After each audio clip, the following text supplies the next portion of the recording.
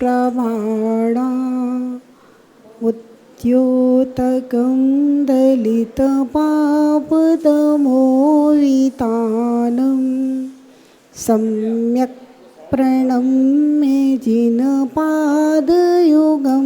युगादा वालम्बनं भवजने पततां जनानां।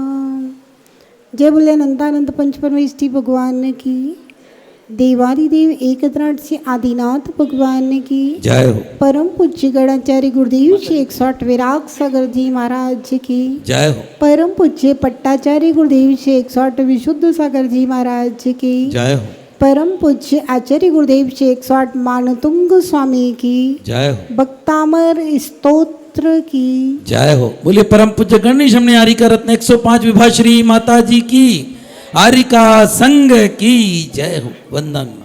कल वाले काव्य का एक बार उच्चारण कर लेंगे।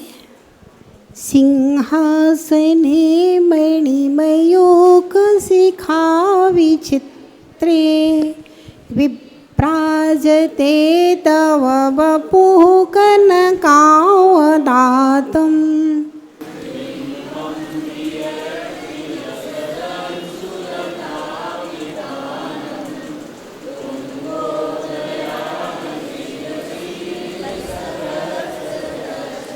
सिंहासने मणि मयूख शिखा विचित्रे।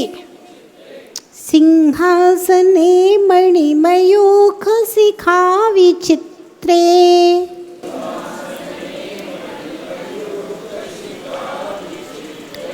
विभ्राजते विभ्राजते तव वपुः कनकावदातं। कनकावदातं कनकावदातं विभ्राजते तव वपुः कनकावदातं।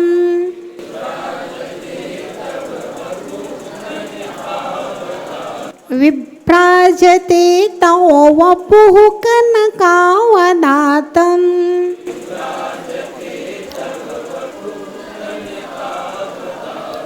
बिंबं बिंबं बिंबं वियद वियद विलस विलस दंशु दंशु लता वितानम। बिंबं वियत विलस दंशु लता वितानम।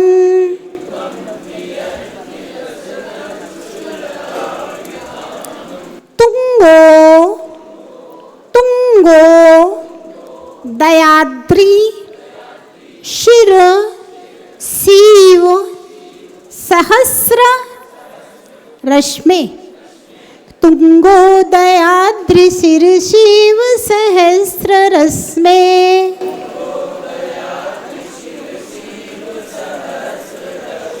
पढ़िए पूरा काव्य एक साथ।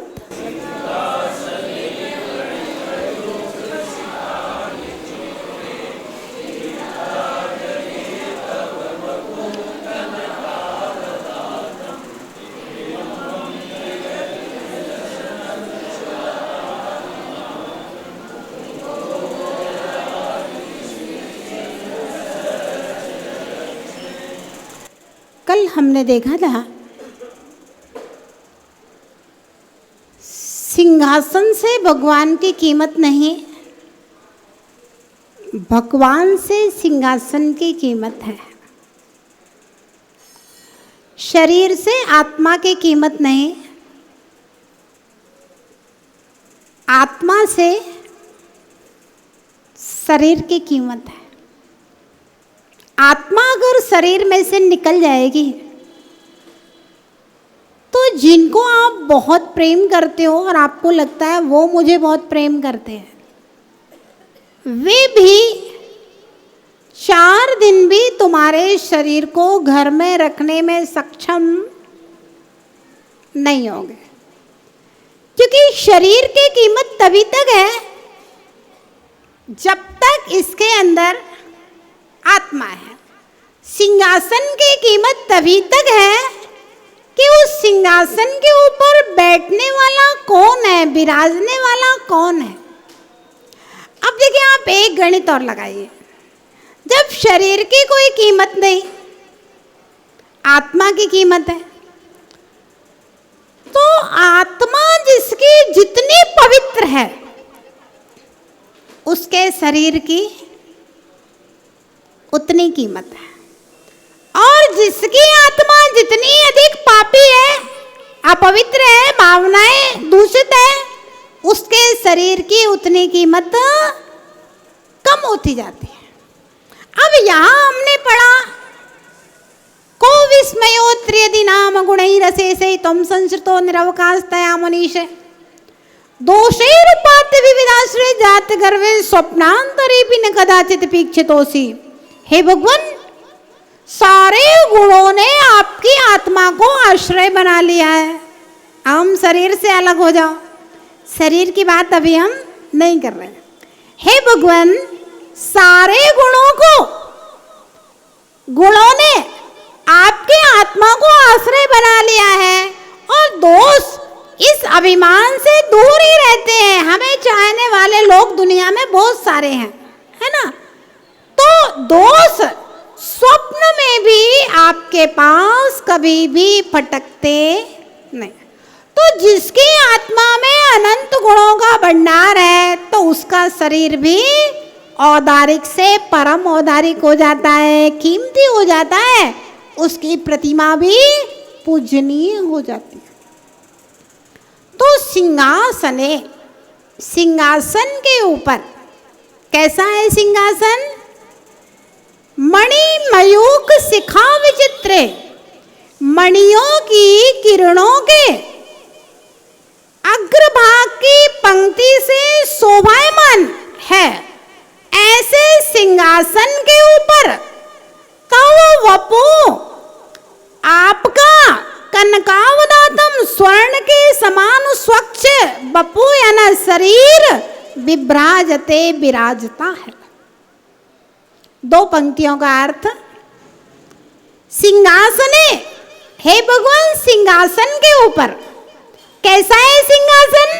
मणि मयूख शिखा विचित्रे, मणियों की किरणों के अग्रभाग पंक्ति से शोभित ऐसे सिंहासन के ऊपर तव वपु, आपका शरीर कैसा है? शरीर कनकावदातम, स्वर्ण जैसी आभा वाला आपका शरीर विभ्राजते, सुशोभित होता है। हे भगवान, मणियों की किरणों के अग्रभाग की पंक्ति से सुशोभित सिंहासन के ऊपर स्वर्ण के समान स्वच्छ आपका शरीर सुशोभित होता है। कैसा लगता है देखने में? बिंबम, प्रतिबिंब, बियद विलस दंसु लता वितानम, आकाश में शोभित किरण समूह, लता समूह वाले सहस्र रस में सूर्य के समान, सूर्य बिंब के समान तुंगोदयाद्रि शिरशिव, जैसे तुंगोदयाद्रि ऊंचे पर्वत के शिरसी यानी कि शिखर के ऊपर, जैसे ऊंचे पर्वत के शिखर के ऊपर अपने हजारों किरणों को बिखेरता हुआ सूरज शोभायमान होता है, ऐसे ही सिंहासन के ऊपर कनक की आभा वाले आप सुशोभित हो रहे हैं।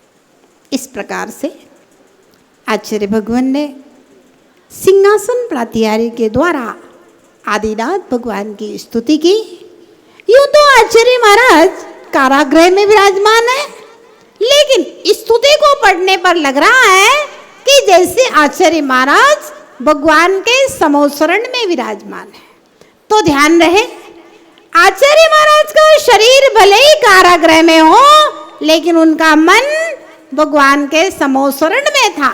उनकी आत्मा का उपयोग भगवान के समोसरण में था, अथवा भगवान का समोसरण उनके हृदय में आकर के समा गया है, विराजमान हो गया है और वे समोसरण में स्थित आदिनाथ भगवान की स्तुति बड़ी तन्मयता के साथ और भाव विशुद्धि के साथ में कर रहे हैं।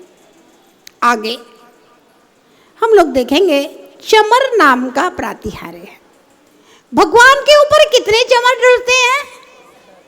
64। आप लोग कितने डुलाते हो? दो हाथ है तो 2 डुलाते हैं। 64 हाथ होते तो 64 डुला देते हैं हम लोग, है ना। तो 2 चरण आप लोग चमर आप लोग डुलाते हैं लेकिन भगवान के ऊपर 64 चमर। कहते हैं ये 64 चमर भगवान की 64 रिद्धियों के प्रतीक होते हैं। 64 रिद्धिधारी हैं, सिद्धिधारी हैं, तो देवतागण उनके ऊपर 64 चमर डुलाते हैं। तो भगवान के ऊपर चमर डुलते हुए कैसे लगते हैं इसका वर्णन तीसरे प्रातिहार में आचार्य भगवान मानतुंग गोस्वामी ने किया है। हम लोग पढ़ेंगे। कुंदावदात कुंदावदात चल चामर चारु शोभम। कुंदावदात चल चामर चारु शोभम। कुंदावदात चल चामर चारु शोभम।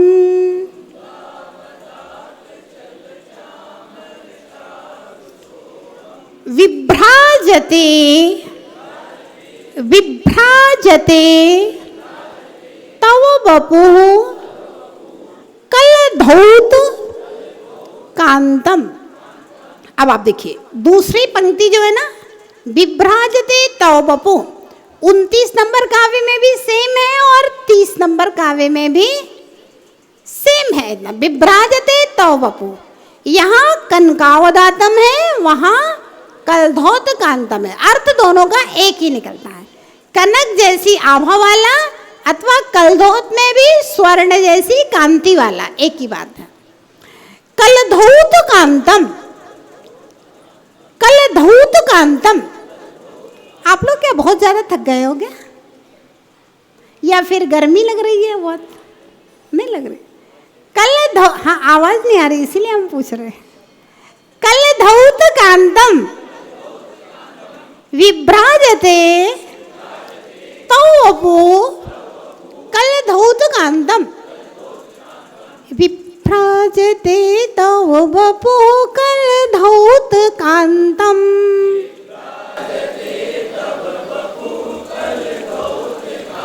उद्यच्छ उद्यच्छ उद्यच्छ शांक शांक शांक उद्यच्छ शांक उद्यच्छ शांक। शुचि निर्झर निर्झर वारिधार। उद्यच्छ शांक शुचि निर्झर वारिधार।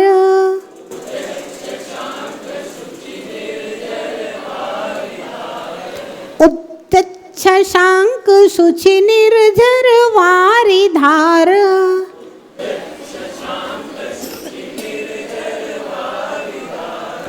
मुच्चैस्तटम मुच्चैस्तटम सुरगिरेरिव सुरगिरेरिव सुरगिरेरिव शात कौंभम शात कौंभम। मुच्चैस्तटम सुरगिरेरिव शात कौंभम।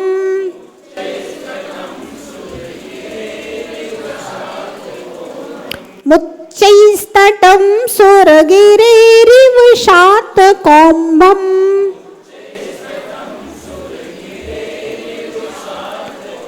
पढ़िए पूरा काव्य एक साथ।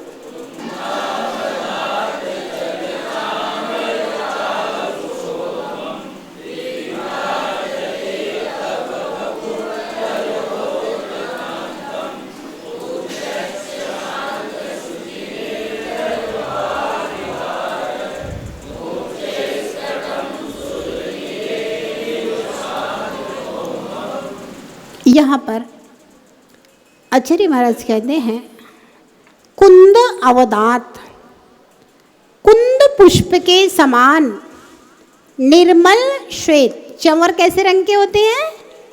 श्वेत कलर के। कुंद पुष्प की आभा के समान चलायमान, धुरते हुए। चलायमान मतलब धुरते हुए, टंगे हुए नहीं, ना टेबलों पे रखे हुए, वेदी में रखे हुए, धुरते हुए। चामर, चंवर की चारु शोभम, सुंदर शोभा से युक्त।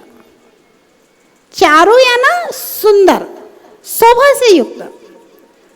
तब वपु कलधौत कांतम, सुवर्ण के समान कांति वाला आपका शरीर विभ्राजते, सुशोभित होता है।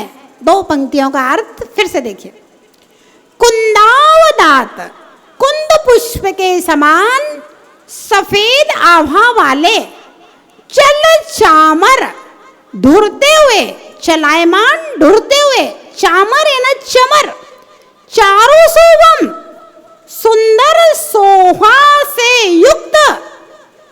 तव वपु, आपका शरीर, कलधौत कांतम, सुवर्ण के समान कांति वाला आपका शरीर शोभायमान हो रहा है ना, ढुरते हुए 64 चवरों से युक्त सुवर्णमयी आपका शरीर शोभायमान हो रहा है। कैसा लग रहा है आपका शरीर? देखिए आचार्य महाराज ने क्या क्या उपमाएं ढूंढ ढूंढ करके दिया। कैसा लग रहा है?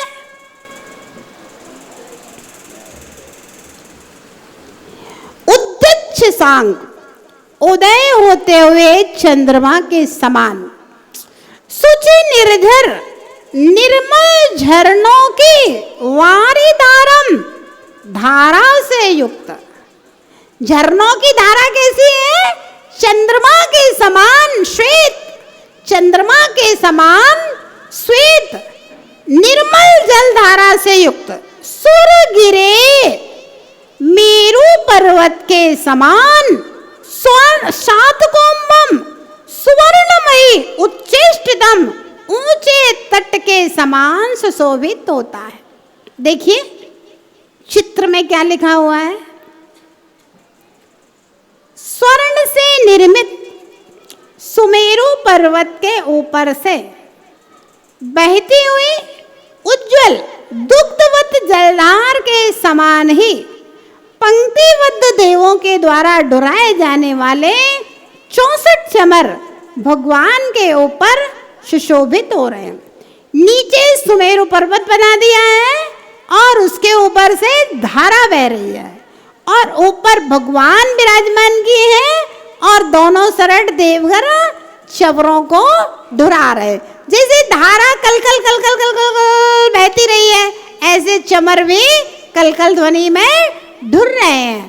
तो जैसे सुमेरु पर्वत के ऊपर से कोई क्षीर की धारा, क्षीर जल की धारा, निर्मल जल की धारा, चंद्रमा के समान उद्यच्च सांग, उगते हुए चंद्रमा के समान आवा वाली कोई धारा बह रही हो सुमेरु पर्वत के ऊपर से, ऐसे ही भगवान आपके सुवर्णमयी पद्मासन मुद्रा में विराजमान शरीर के ऊपर देवों की पंक्तिबद्ध खड़े होकर के चवर ढुरते हैं तो ऐसे ही दिखाई देते हैं।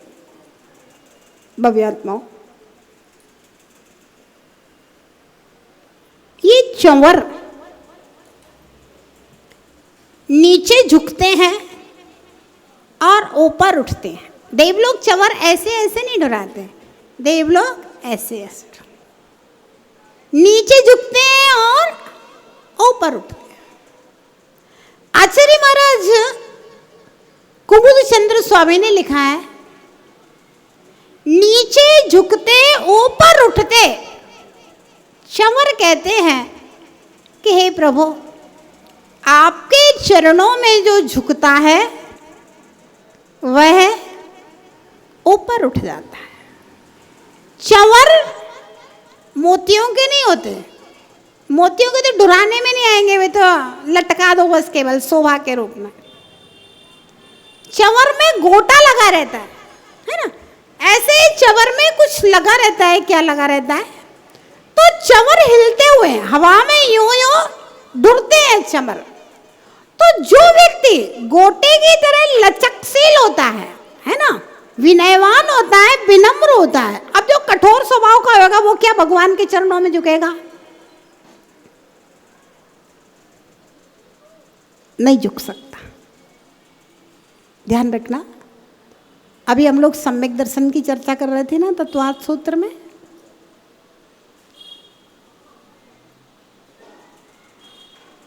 दर्शन मोहिनी कर्म की 3 प्रकृतियां, मिथ्यात्व, सम्यक मिथ्यात्व और सम्यक तो प्रकृति है। मिथ्यात्व बाद में जाता है, पहले अनंतानुबंधी क्रोध मान माया लोभ जाता है। अनंतानुबंधी क्रोध मान माया लोभ क्या होता है विनोद भैया? ऐसा क्रोध जो 6 माह के ऊपर वाला हो, ऐसा अहंकार जन्म जन्मांतर तक ना छूटे, ऐसा लोभ मंदिर की गुल्लक से ही पैसा निकाल ले, ऐसा लोभ भगवान को ही चुरा ले जाए, भगवान के छत्र चमर चुरा ले, मंदिर की चोरी कर ले, भगवान का भी डर नहीं है जिसे। ऐसा लोभ, ऐसा छल जो धर्म के स्थान पर जिनालय में आकर के भी झूठ बोले, ऐसा अहंकार जो गुरु के चरणों में भी ना झुकने दे, और ऐसा क्रोध जो मंदिर के नाम पर मर मिटने की बात करने लगे। ये अनंतानुबंधी क्रोधमान माया लोभ है। और जब तक ये अनंतानुबंधी क्रोधमान माया लोभ रहते हैं तब तक ये आत्मा भगवान के चरणों में झुक नहीं सकती, झुकने नहीं देगा, है ना। आप देखिए संसार में कैसी कैसी प्रवृत्ति के लोग हैं, भगवान के चरणों में झुक नहीं सकते, गुरु के चरणों में झुक नहीं सकते हैं, उनका इतना अहंकार आसमान के लिए छूता है। तो कहा कि हे भगवान, जो अपनी कसायों को विनम्र करके, कसायों को उन चमर की तरह विनम्र कर लेते हैं और आपके चरणों में चमर की तरह झुक जाते हैं, नतमस्तक हो जाते हैं, वे लोग ऊपर उठ जाया करते हैं। इतने ऊपर उठते हैं, इतने ऊपर उठते हैं, पहले स्वर्गों में और बाद में मोक्ष में जाकर के विराजमान हो जाते हैं। जितने ऊपर उठ सकते हैं, कितने ऊपर उठ सकते हो? ज्यादा से ज्यादा लोकाग्र तक, लोकाग्र के ऊपर गमन नहीं है। तो वे लोग इतने ऊपर उठते हैं कि लोकाग्र के ऊपर जाकर के सिद्ध शिला पर विराजमान हो जाया करते हैं। तो ये प्रभु जो आपके चरणों में झुकता है, आपके ऊपर विश्वास करता है, आपकी विनय करता है, आपकी भक्ति करता है, आपकी बात मानता है, आपके अनुसार आचरण करता है, वह व्यक्ति लोकाग्र के ऊपर जाकर के, सिद्धालय में जाकर के विराजमान हो जाया करता है। आवश्यकता है झुकने की। ध्यान रहे, संसार में कोई भी ऐसा काम नहीं है जो जिनेंद्र भगवान की भक्ति से पूरा ना हो। कोई ऐसी कामना नहीं है जो जिनेंद्र भगवान की भक्ति से पूरा ना हो, और कोई ऐसा संसार में कष्ट नहीं है जो जिनेंद्र भगवान की आराधना से दूर ना हो। एक ही भावम स्तोत्र में लिखा है, एक ही भावम गतिमया स्वयं कर्म बंधो घोरम भवगतो दुर्निवारा करोति तस्यापि तैरवे भक्तिरुन्मुक्त ये जे तुम सक्य होत्या को परस्तापी हो। तो हे भगवान, एक ही भाव को प्राप्त हुआ, जन्म जन्म में दुख देने वाला, बहुत मुश्किल से छूटने वाला कर्म बंध भी आपकी भक्ति से छूट जाता है। फिर ऐसा कौन सा दुख का कारण है जो आपकी भक्ति से दूर नहीं हो? संसार का हर दुख आपकी आराधना से दूर हो जाता है। कोई भी ऐसा दुख नहीं है जो आपकी आराधना से दूर हो नहीं होगा। अर्थात सारे संकट आपकी भक्ति से कट जाते हैं। आवश्यकता है भगवान के चरणों में झुकने की, और जब तक आप झुकेंगे नहीं तब तक आप तिरेंगे नहीं, तब तक आपके दुख दूर नहीं होंगे। और झुकना भी पड़ेगा, सच्चे मन से आराधना करोगे तब। ऊपर ऊपर की आराधना काम नहीं आएगी। और सच्चे मन की आराधना तभी होगी जब आपको सच्ची बात समझ में आएगी। सच्ची बात समझ में आ जाएगी, सच्चे मन से आराधनाएं प्रारंभ हो जाएंगे।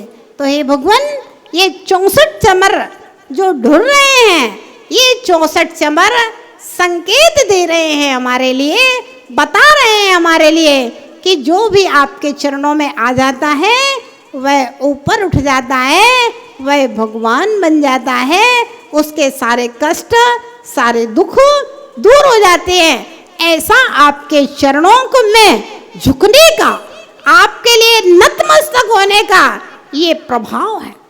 ऐसे ही नमस्कार नहीं करते भगवान को, ऐसे ही नमोस्तु करने के लिए नहीं कहा है। लोगों को सोचता है भगवान की मूर्ति है क्या, ऐसे नहीं।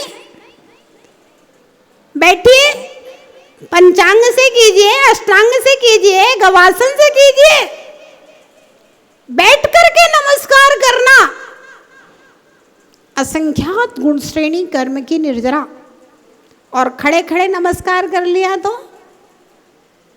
खड़े खड़े नमस्कार कर लिया मतलब तेरी नमस्कार की भावना नहीं है, सिर्फ लोकोपचार है, कुल क्रिया का पालन कर रहा है, वास्तव में झुकना नहीं चाहता है। और भगवान के चरणों में जो वास्तविक रूप में सच्चे मन से और अच्छे मन से झुक जाता है, वह नियम से उसका बेड़ा पार हो जाया करता है। तो चमर संकेत देते हैं कि हम कितने भी कठोर हैं, दुनिया के लिए कठोर हो जाना, लेकिन जिनेंद्र भगवान के चरणों में सच्चे मन से नतमस्तक हो जाओ, तुम्हारा कल्याण हो जाएगा। जय बोले महावीर भगवान की।